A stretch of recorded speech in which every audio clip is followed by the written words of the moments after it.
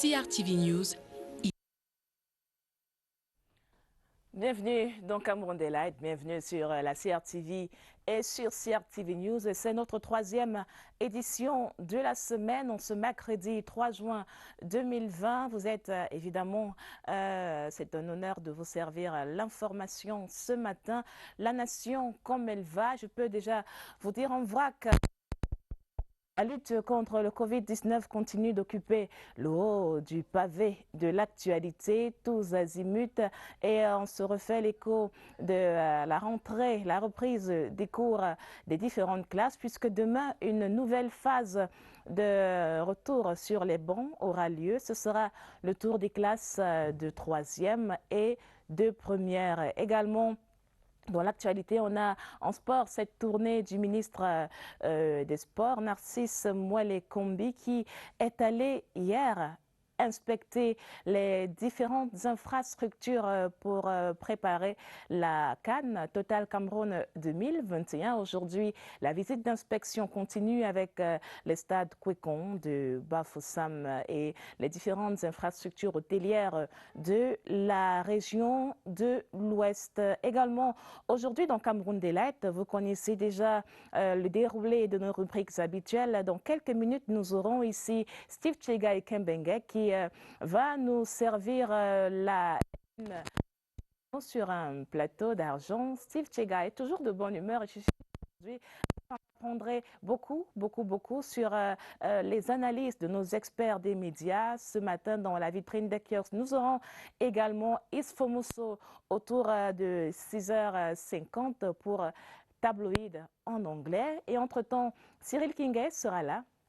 Il sera là pour nous donner la bonne température de l'économie au Cameroun en ce mercredi 3 juin 2020. Je peux déjà vous dire que le chiffre du jour est astronomique, 250 milliards de francs CFA. À quoi il renvoie? Si vous avez écouté Tabloïd hier, vous saurez certainement à quelle actualité a collé ce chiffre important de 150 milliards. En tout cas, Cyril King nous en parlera tout à l'heure à 6h33 exactement. Ce sera après les Top Stories, le rappel des titres de l'actualité, une signature de Gladys Sassou et d'Esther Aimboko. Le programme, évidemment, est très fourni.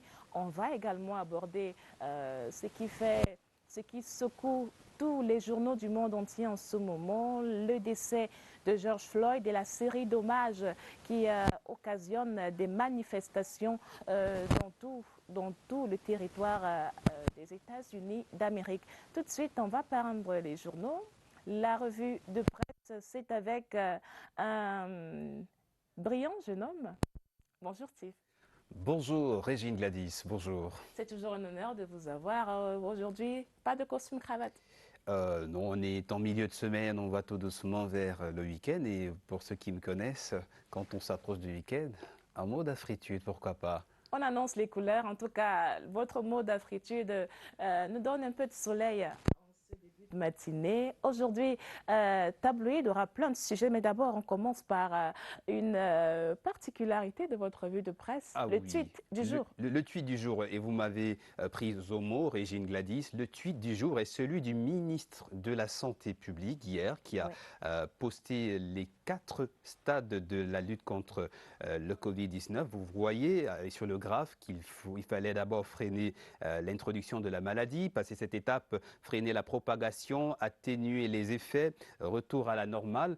Attention, il y a toujours un risque de rebondissement de la pandémie. Cela suppose qu'il faille rester absolument vigilance de mise pour que le pays ne s'enlise pas dans la crise. Et pour cela, le ministre de la Santé a publié hier encore sur son compte Twitter avoir acquis 100 tests rapides antigènes, 45 tests moléculaires. C'est une bonne nouvelle aussi pour l'autonomisation des régions en matière de lutte contre le Covid-19 et avec une devise qui tient en 3 lettres, 3 T, tracking, testing and treatment, c'est-à-dire qu'il faut aller vers les supposés cas, les tester et puis traiter. Avec aussi une mention spéciale et remerciements au corps médical, au personnel dans un environnement où ce n'est pas facile. Et il a dit d'eux qui sont des chevaliers du noble combat, des médecins les personnels de santé, les infirmiers, autant que les populations civiles aussi qui font partie intégrante de ce combat. Il faut donc rester extrêmement prudent. Autre bonne nouvelle, dès le 5 juin, il y aura des points de prélèvement dans les districts de santé et au Palais polyvalent de sport qui devient un grand centre. Et vous avez peut-être lu le communiqué qui fait le point sur les dons qui viennent au secours. 1,687,499,727 francs. Voilà la contribution avec en plus des contributions matérielles qui viennent en appui. Une palette donc de mesures, une palette d'actions concrètes qui, on l'espère, permettront dans les prochaines semaines de réellement tourner la page de la pandémie de Covid-19 au Cameroun. Steve, et si on se tournait vers la vitrine de nos kiosques ce matin? Et ce serait en faisant plaisir au chef service économique de CRTV News. Vous savez que le mercredi est un jour éco. Donc, la deuxième partie de la revue de presse sera consacrée aux pages éco et aux presses économiques. Un plaisir pour moi de lancer tabloïd à Steve Tchegai Kembengue tout de suite.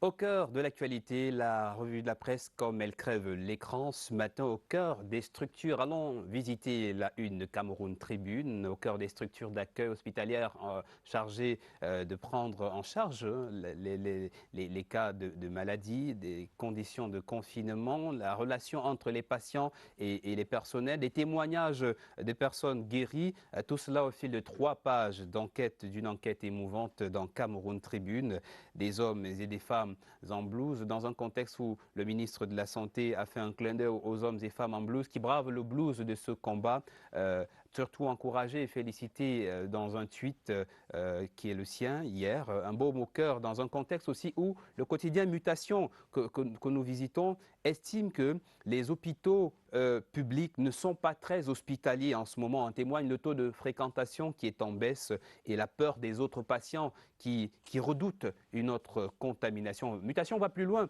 dans une enquête fouillée sur des centres spéciaux de la prise en charge et qui tarde selon eux à entrer en fonction, alors même que le ministre de la Santé publique vient d'annoncer l'ouverture d'un grand centre au Palais polyvalent des sports à Yaoundé. Entre-temps, le Covid a déjà grippé les relations entre les bailleurs et locataires et je vous vois sourire. Nous vous prenons à témoin.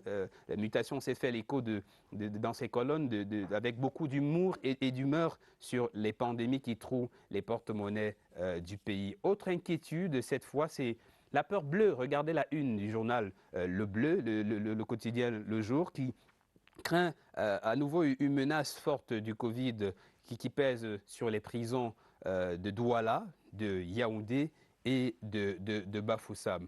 Voilà ce que le journal Le Jour nous propose et il faut dire non au coronavirus, mais aussi au virus de l'invective, non à l'insulte, scande le journal Signature qui propose le propos de Charles Ndongo, directeur général de la CRTV, une sorte de point sur les i.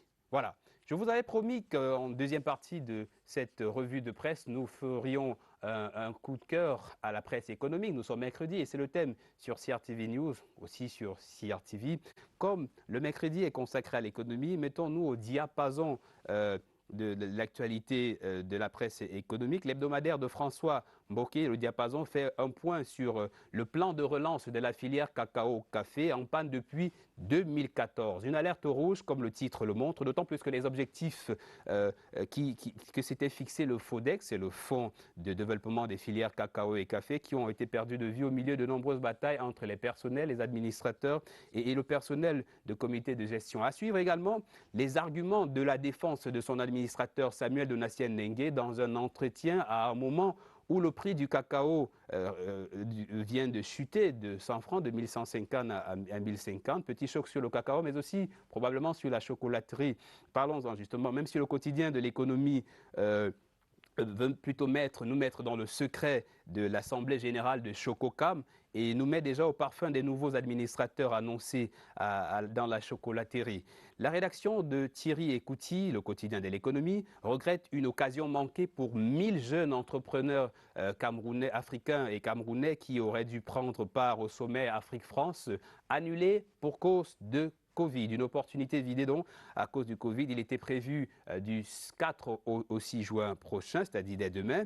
Il devrait y représenter l'Afrique sur leurs idées majeures, innovantes sur l'émergence de ce qu'ils appellent les villes durables, un concept de développement durable pour lequel on salue également le propriétaire d'Afriland First Bank, lui qui est connu pour ses positions, Paul Fokam, lui qui soutient la riposte à la pandémie et pour que le pays ne s'enlise pas dans la crise, Paul Fokam offre, regardez ce chiffre, 130 millions par le biais de sa banque Afriland First Bank, se réjouit Essingan. Et la tribune de Marie-Roger Elundou détaille la liste des dons en équipements et matériels sanitaires réceptionnés hier par le ministre de la Santé, le secrétaire d'État à la Santé, Halim Hayatou. Et voilà qui vient renflouer les caisses, le fonds de secours anti-Covid, pour lequel le ministre de la Santé a fait le point hier dans un compte, on l'a montré tout à l'heure, un point fait le 29 mai, et on rappelle le montant, ça fait 1 614 474 227 francs, en plus des contributions matérielles. Et des milliards, on en parle aussi, ça fait la une de l'hebdomadaire Expression économique de Bernard Heba. D'abord,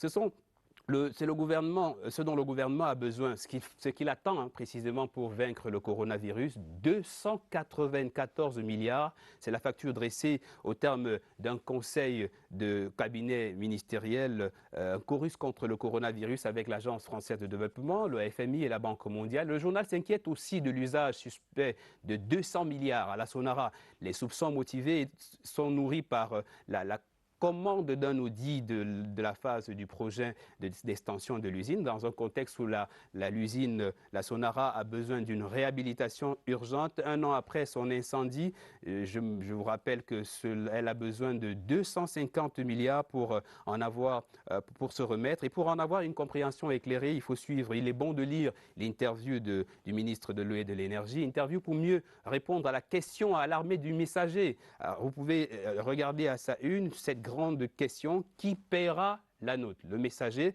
pose cette question: qui paiera la note? Pour que la Sonara se remette enfin dans ses plus grandes capacités de production d'énergie. Heureusement, dans la distribution des produits alimentaires et pétroliers, le pays a déjà économisé 150 milliards grâce au nouveau mécanisme d'approvisionnement mis sur pied par le ministre de l'Eau et de l'Énergie. Et c'est ce dont se réjouit le journal Détective. Cela, je vous souhaite avec beaucoup d'énergie de passer une excellente journée. Carburant toujours à la joie.